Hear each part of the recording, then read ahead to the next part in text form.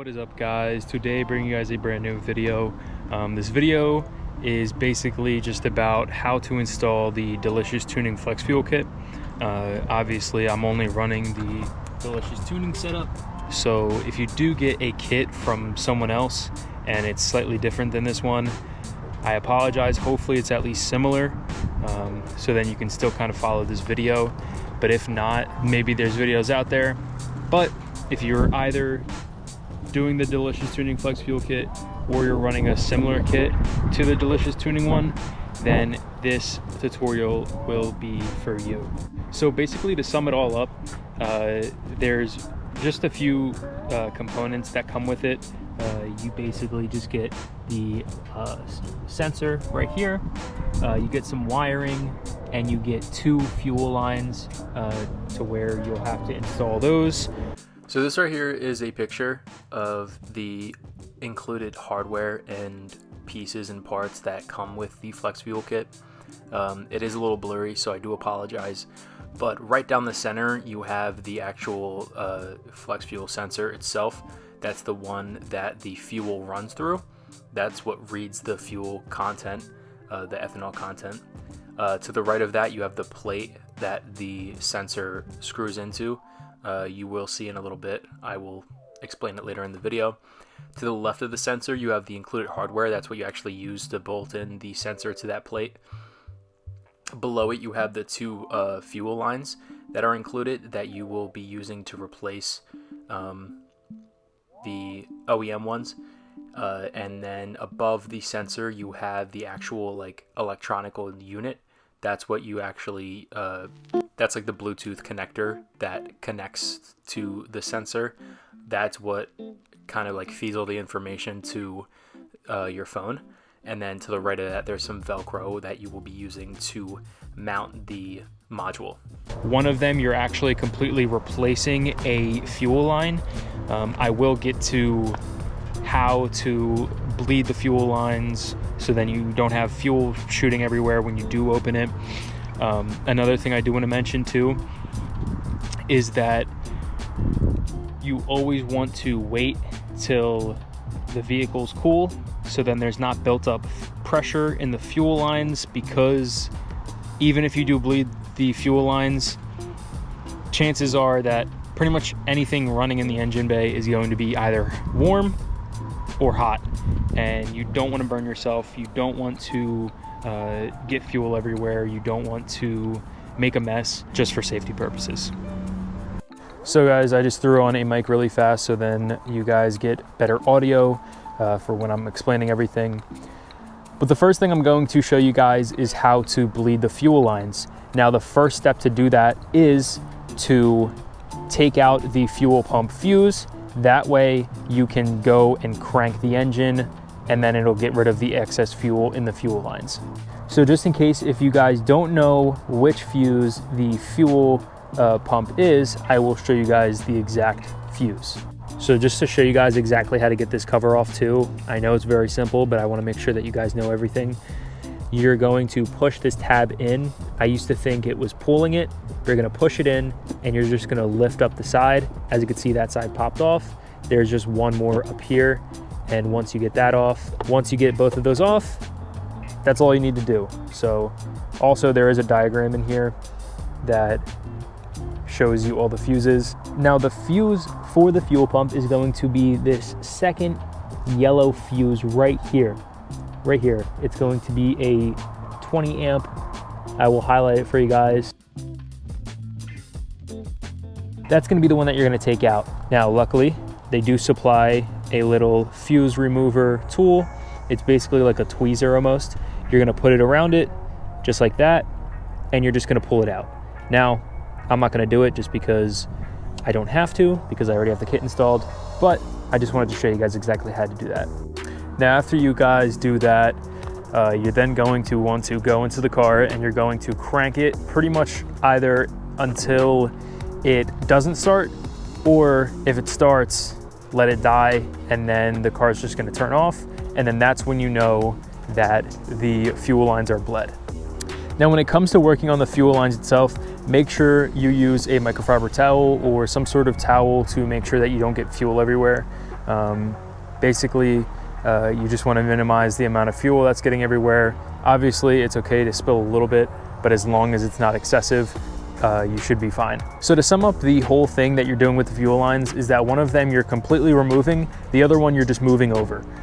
Basically, I will show you guys which line you're going to be removing, which line you're moving over, and then I'm going to show you guys exactly how I route it, the fuel lines, and also how I did any of the wires and stuff like that. Okay, so now that we're down here by the fuel lines, I'm going to show you guys which one you're going to relocate and which one you're going to completely remove.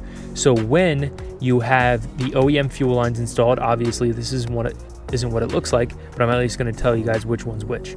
So this one right here that comes out from this side, when it's OEM, it's going to come out and it's going to be in this bracket right here. It's going to be in here and it's going to go down there. It's going to click in on the right side. As you can see where the black piece is currently clipped in, that's basically where it is OEM. You're going to unclip that with a screwdriver. To unclip any of the fuel lines, you're going to put a flathead right here. You're going to see a little gap. You're going to put that, and then you're just going to turn the flathead until it pops out, and you'll be able to pull it off. So you're going to do that down there. This line right here, you're going to move from the right side. Let me give you guys a better angle. You're going to move it from over here to over here, and then the one that is over here, it connects directly into here. So you're going to see one that goes from here directly down. That one you're basically going to completely remove, and that one you can either throw it away or you can keep it on you. So just a different angle at least. This one is the one that we relocated. We moved it over to this side. There was one that was here already. That one you're completely removing, completely out of the picture, out of here. You're not using that fuel line. You're replacing it completely with a new one. Now, after you remove the one fuel line completely and you relocate this one over to the left side, this right here is the fuel line that kind of is like an L shape. This one goes directly on this side, and then it goes in where the old one was that you completely removed. This one loops around and it goes into where the old one was. Now, I know that I didn't show you guys how to install this yet, but this is at least the fuel lines part, so then you understand it completely, where to put everything. But I will now tell you guys exactly how to install this sensor and all of this pretty much.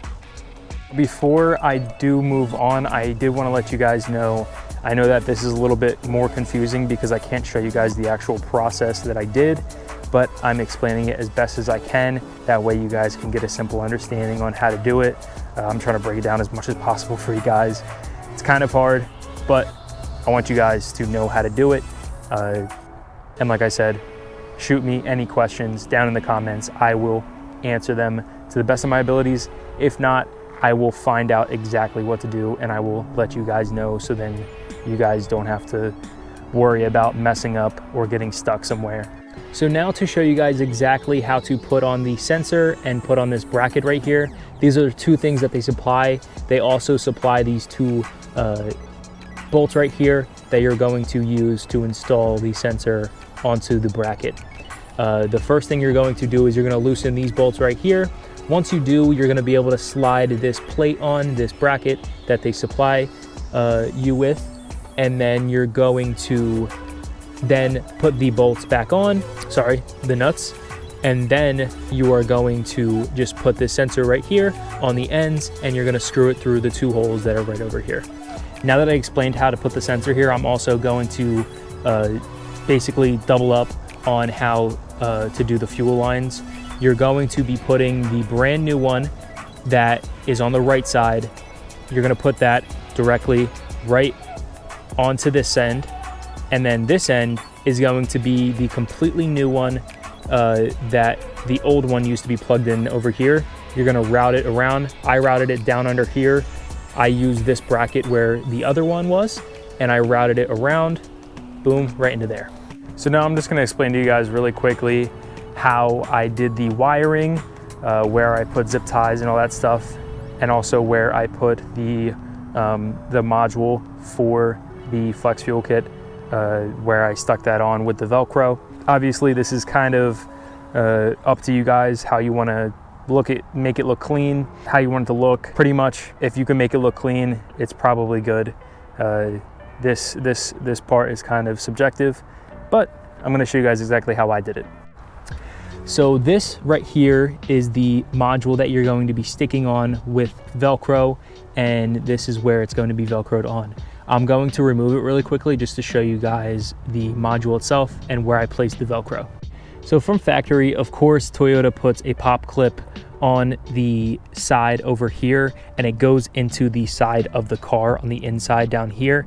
This is exactly where I put the module. Basically, I tried to take the pop clip off. I struggled for quite a while. Once I wasn't able to get the pop clip off, and it was kind of aggravating me. You could probably see it down there. I completely broke it off because there's no real point of it. But this is exactly where I put the module right here. As you can see, it's kind of moving around because I took off the Velcro. But if I move back, you're gonna see right here, that's probably the perfect shot.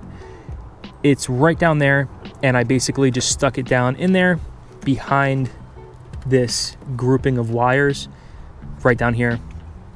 This is where that wire goes. As you can see, the wire's right here.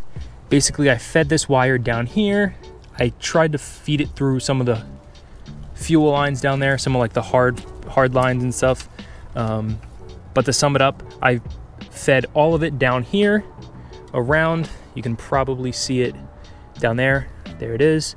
Fed it around, looped it around, and then it brought it all the way up here. All of the wiring came out to here, where I then did something here, and the one plug goes into here. But I'm going to explain to you guys exactly what you're going to do with this. Right here, you're going to it's going to come up, and you're just going to plug it right in to the sensor. So with the wiring right here, basically from OEM, these two black pieces right here are going to be clipped into each other.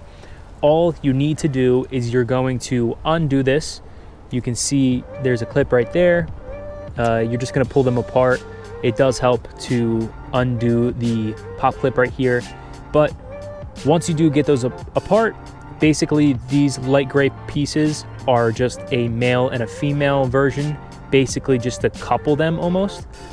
So this piece is going into this one, and then this one's going into that. You're gonna see exactly what I'm talking about when you do go to install it. It's quite simple. One more thing I wanted to add was the placement of the zip ties. You do want to use a lot of zip ties, or at least as much as you need. I put one right down there. I believe I also put one, as you can see, right down there on that. I think I found a way to do it down there. Basically, you're just going to put as much as you need to make it look very clean, and make sure that none of the wires are kind of like swinging around while you're driving. Make sure they're all nice and tight and clean looking. I put one down there, put one down here. I even put one right there. So once you go through all the steps, once you do the fuel lines, you put this on, you do all the electrical work with the wiring, feed it all through, make it look nice and clean. That is all you need to do. This might take you upwards to about an hour, hour and a half. It really depends how everything wants to work in your favor, because God knows that everything to do with cars always ends up taking longer than it's supposed to. But for me, it at least took maybe hour and a half, like I said. But yeah, that is basically the entire install. Once you do that, you can put the fuel pump fuse back in. Then what you're going to do is something that is inside the car. So once you guys are in the car, the only thing you have to do left is to prime the ignition. Basically, doing this is going to get the fuel pump on. It's going to get everything back in order, so then you can run the car. Now, to do this, all you have to do is turn the ignition on. You will hear a bunch of stuff turning on.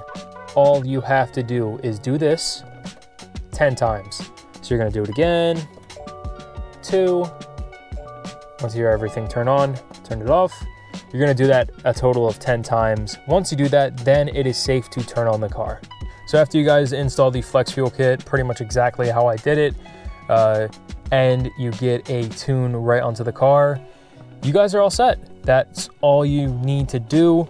Just need to install the flex fuel kit, get the base map on the car, and then you guys can start doing data logs and get situated with getting it to the final map. So with that, hopefully you guys enjoyed the video. If you did, hit that like button. If you haven't already, please subscribe, and I will see you guys in the next video. Peace.